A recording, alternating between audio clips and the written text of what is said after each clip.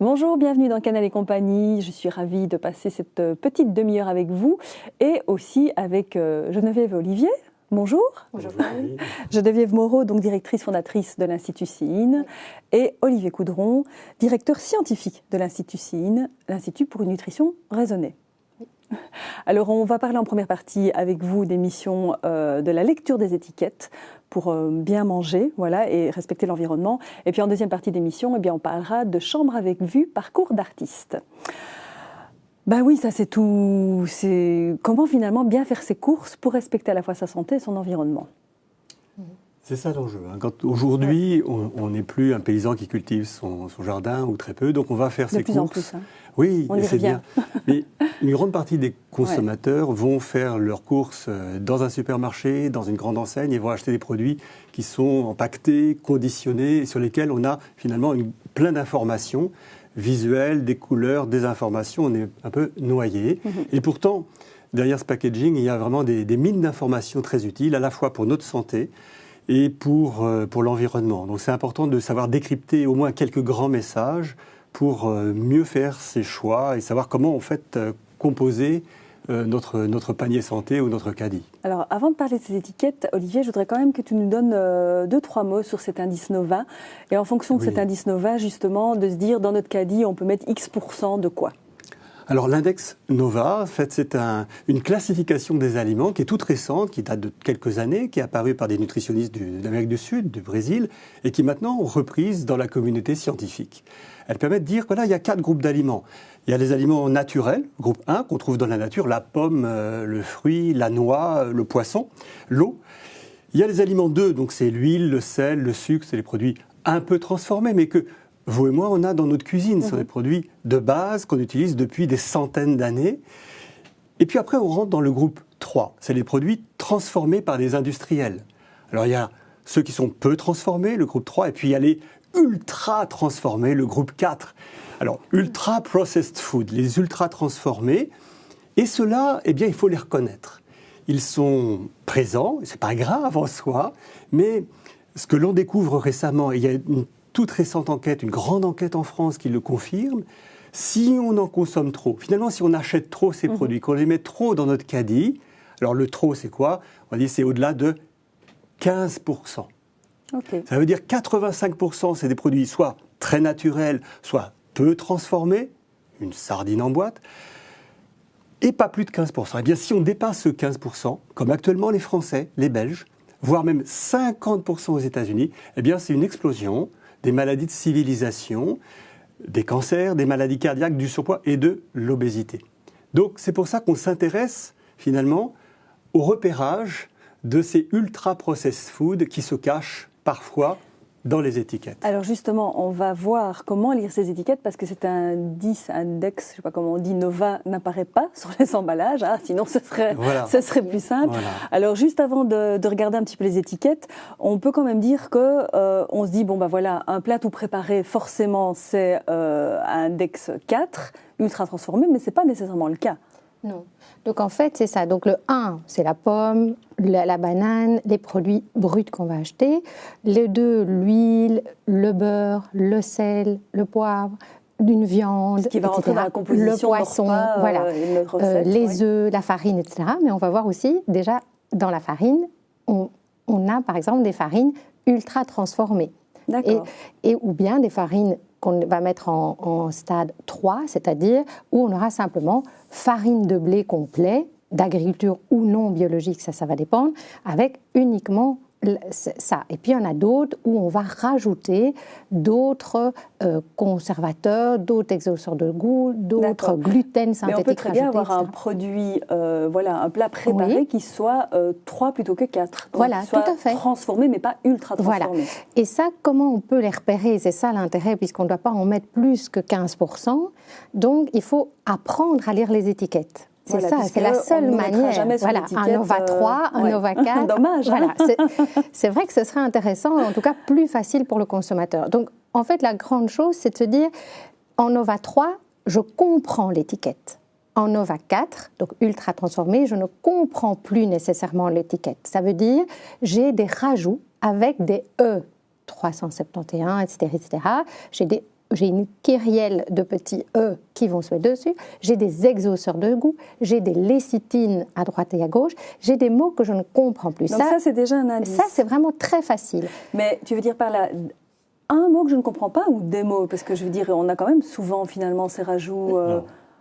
La classification NOVA qu'on utilise aujourd'hui au niveau international et scientifique, c'est lorsqu'on a plus que 5 additifs dans un produit transformé. Là, on est en classification 4, donc c'est ultra transformé. On les met dans les ultra transformés. Alors, parfois, il y a des produits ultra transformés dont les 5 additifs sont assez innocents. Il ne faut pas diaboliser. Ça peut être de la vitamine C, ça peut être des conservateurs qui sont tout à fait innocents, mais on les classe dans des produits, c'est-à-dire qui ont subi des processus de transformation, d'industrialisation, qui les rendent complexes. Donc ça, c'est important, ce qui vient d'être dit, parce que ça peut être un additif comme la vitamine C, on se dit génial. L'acide ascorbique, on va voir. Mais s'il y en a plus de 5, déjà là on se dit catégorie 4, donc j'en mets pas trop dans mon caddie. C'est un peu statistique si on veut. On sait bien que dans ces produits ultra transformés, certains finalement seront tout à fait satisfaisants. Mais notre recul que l'on a en tant que médecin et scientifique, c'est que globalement, ceux qui en achètent plus que nécessaire, eh bien dans le lot, on va peut-être en trouver 5% qui sont assez naturels, parce que les additifs en soi ne sont pas particulièrement ennuyeux, mais pour la grande majorité, eh bien, on va retrouver des classes d'additifs pour lesquels aujourd'hui on a encore des réserves. Des édulcorants intenses, des polysorbates qui sont des émulsifiants, des produits un peu bizarres. Quand je dis ces mots, on se dit on parle on ne comprend pas l'étiquette, c'est exactement ce que je... Oui, non. Voilà. Donc là, méfiance. Et 15%, ça va vite, parce que, par exemple, une maman qui met une pâte à tartiner, par exemple, le matin, ou un cornflakes industrialisé, etc., déjà, on a ça au petit déjeuner. Imaginons une part de pizza à midi. Ça y est, on y aura déjà dépassé, là, je crois. À 4 heures, un biscuit qui n'est pas nécessairement correct. Et puis le soir, on va vite, on va au fast-food. Et là, on est toute la journée. Voilà. Donc ça va vite. Il faut apprendre à lire les étiquettes. Justement, Geneviève, il y a encore d'autres... Donc voilà, on a bien compris avec les additifs, mais il y a encore d'autres choses à être très attentif au niveau de l'étiquette. Voilà, donc là, le premier ingrédient et le dernier. Donc on pense premier, dernier. Premier ingrédient, c'est celui qui va être le plus important du produit. Donc si par exemple, on a une pâte à tartiner où il est noté glucose en numéro 1, on sait que ce n'est pas pâte de cacao ou autre, c'est du sucre. Et le dernier ingrédient, si on voit ces fameux E, polysorbate et autres, on sait déjà qu'on est en ultra transformé. Donc toutes les E, les exauceurs de goût seront toujours à la fin. Donc on regarde le premier, est-ce que c'est de la farine pour un biscuit? Oui. Est-ce que c'est du sucre? Est-ce que c'est de l'eau pour une soupe au lieu d'un légume? Donc ça, c'est déjà important. Premier, dernier aliment, glucose et machin chouette, on passe son chemin. Ça donne des repères assez simples. Oui, c'est clair. Et vraiment, cette notion de premier ingrédient, on comparait récemment 2 biscuits pour enfants.